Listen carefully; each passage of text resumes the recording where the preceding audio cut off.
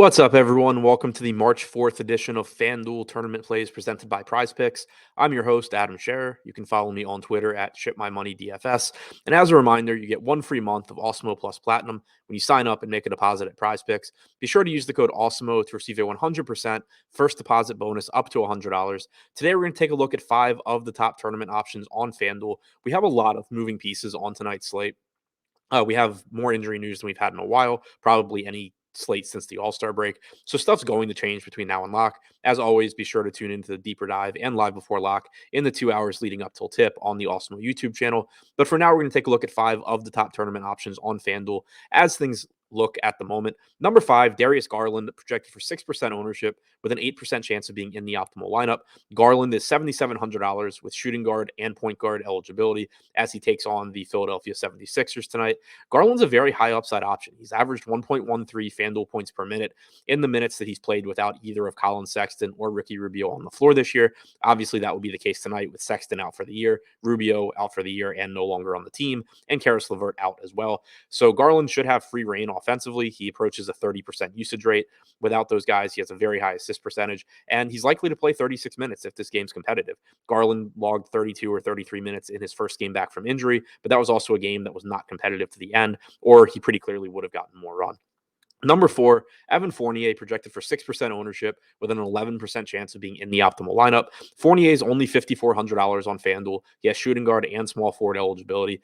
This is not someone that's very fun to roster. You can never really feel very good about it. He's only averaged 0.78 FanDuel points per minute without Kemba Walker or Derrick Rose on the floor this year, but he's not getting much ownership. And when he plays well, we've been seeing a lot of playing time for him recently. So we know that he can get to 36 minutes if he's performing. Last game, he only played 26, but in general, recently, he's been getting a lot more playing time. Anybody that is $5,400, reasonably productive, and has a path to 36 minutes, that's only 6% owned, carries some merit in tournaments. Number 3, James Harden, only projected for 6% ownership with a 12% chance of being in the optimal lineup. He's $10,400. He has shooting guard and small forward eligibility, and he's been very, very good in the 3 games since he came to Philadelphia. Now, FanDuel's scoring system isn't quite as favorable for Harden as a site like DraftKings, because you lose a full point for turnovers. You also don't get the double-double or triple-double bonuses, but Harden's playing huge minutes, and he's likely to give you 37 or 38 minutes again tonight, assuming that the game's competitive, and he's been extremely involved as a playmaker with the Sixers. He has a 23.1% usage rate since joining the team. That's fine. I expect him to, end up in the 23 to 25% rate. That's pretty much what we saw from Harden when he was in Brooklyn, and they had Durant and Kyrie active as well.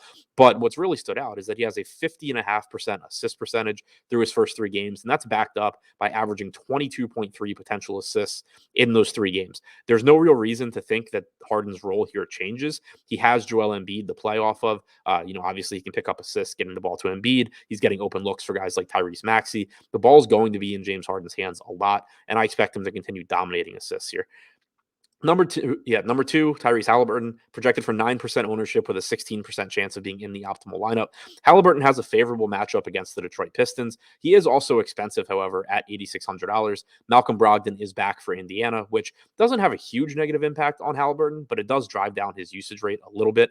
In the 3 games that he's played with Brogdon, Haliburton has a usage rate around 18.5%, but his assist percentage is still up around 32%, and he's only gone from averaging 1.13 FanDuel points per minute to 1.12 FanDuel points per minute in the games with Brogdon active. So he still has he's still been productive. He's still playing a lot of minutes. He has a very high ceiling here, and even though it is probably a slight overpay, you're getting him at low ownership, and there's plenty of value elsewhere on this slate where you can afford to have a piece or two in your lineup where you're overpaying to be contrarian. And number 1, the top tournament option on tonight's slate, Cole Anthony, projected for 18% ownership with a 22% chance of being in the optimal lineup. Anthony is only $5,700. He has point guard and shooting guard eligibility, and he's averaged 1.02 FanDuel points per minute this season. Even if Anthony just gives you around 30 minutes, he projects as a pretty solid point per dollar option using his average rates. But Markelle Fultz is out tonight. That could lead to Anthony playing an extra minute or 2. And Wendell Carter is questionable as well. Obviously, Carter plays a different position than Anthony, but if he's out, you're taking a relatively high usage guy out of the lineup for Orlando. You're also taking a very good rebounder out of the lineup. And we know that Anthony's a pretty good rebounder for a guard, in addition to being able to pick up assists and score the ball. Anthony is underpriced, even if everybody were in. But when you take out Fultz, when you potentially take out Carter, he is very clearly a strong option tonight at only $5,700.